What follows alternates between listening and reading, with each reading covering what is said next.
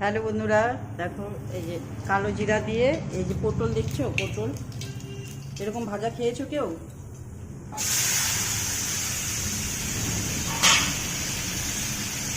একদম ঝিরি ঝিরি করে, যাদের সুগার তারা এটা খেতে পারবে আলু ছাড়া। ঝিরি ঝিরি করে পটলটা কেটে লবণ দিয়ে আগে মেখে রেখেছিলাম, জলটা বের হয়ে গেছে। এখন মনে করো ওটা তেলে দিলাম, কালো জিরা একটু ফোড়ন দিলাম। এই যে ভাজাটা যখন এরকম হয়ে যাবে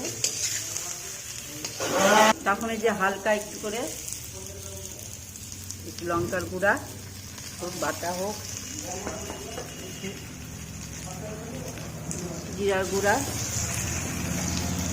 দিয়ে এটাকে ভালো করে ভেজে নিবা, লাল হয়ে যাবে।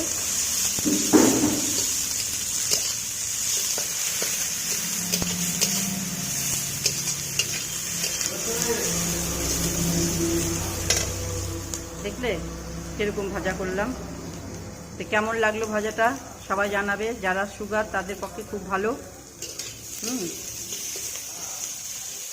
ঠিক আছে, দেখলা ভালো করে কি সুন্দর চিচিঙ্গা কৈথা ভাজা হয় না, একদম ওরকম সেই লাগবে। নিরামিষ খেতে পারবা, আমিষ খেতে পারবা, সব রকমের যেটা ইচ্ছা। খুব ভালো লাগবে, রুটি দিয়েও ভালো লাগবে, নিরামিষ সবজির সাথে ডাল যেদিনটা থাকবে ভালো লাগবে। করে দেখবে, খুব ভালো লাগে খেতে। কেমন লাগলো অবশ্যই জানাবে। সবাই সুস্থ থাকো, ভালো থাকো, টাটা, এটুকুই থাকলো।